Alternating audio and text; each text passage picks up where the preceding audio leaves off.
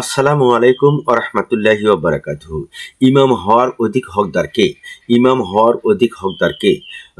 হাদিস নম্বর 235, পৃষ্ঠা নম্বর 132, তিরমিজি শরীফের হাদিস। হজরত মাসুদ আনসারি রাদিয়াল্লাহু তাআলা থেকে বর্ণিত। তিনি বলেন, রাসূল সাল্লাল্লাহু আলাইহি ওয়াসাল্লাম ইরশাদ করেছেন, আল্লাহর কিতাব কোরআনে অধ্যয়নে যে অধিক কোরআন অধ্যয়নে যে অধিক পারদর্শী সে ইমাম হবে। যদি অন্যথায় ক্ষেত্রে সকলেই সমান হয় তবে সুন্নাহ পারদর্শী সে ইমাম হবে। যদি অধ্যয়নের ক্ষেত্রে সকলেই সমান হয় তবে কে ইমামতি করবে সে সম্পর্কে বলেন যে বেশি জ্ঞানী এবং ইমামত করবে সে।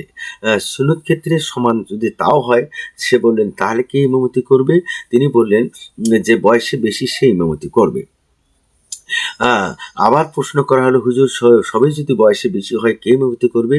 যে বিবাহিত সে ইমামতি করবে, যে অবিবাহিত সে ইমামতি করতে পারবে না।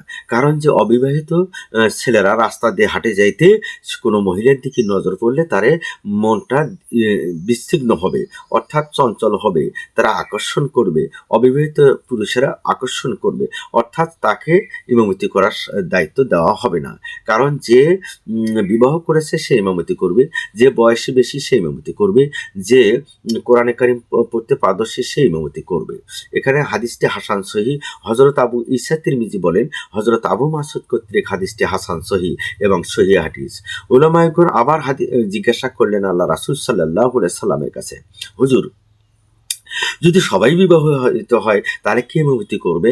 হুজুর সাল্লাল্লাহু আলাইহি সাল্লাম বলেন যে মসজিদের জায়গা দান করেছে সে ইমামতি করবে।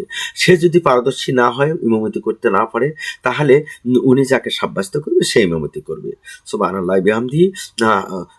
ইমাম তিরমিজি বলেন হাদিসটি হাসান সহি এবং সঠিক হাদিস। ইমাম হওয়ার অধিকার হকদার সেই।